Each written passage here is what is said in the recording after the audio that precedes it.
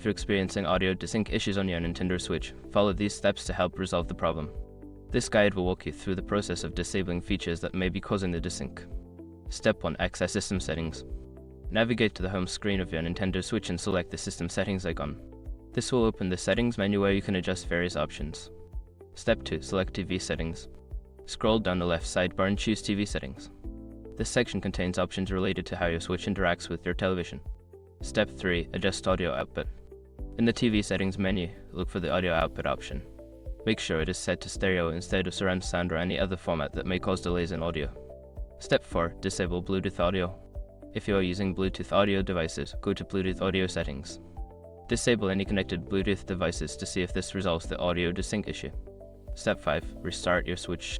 After making these adjustments, restart your Nintendo Switch. This will ensure that all changes take effect and may help eliminate any lingering audio desync problems. By following these steps, you should be able to resolve audio desync issues on your Nintendo Switch.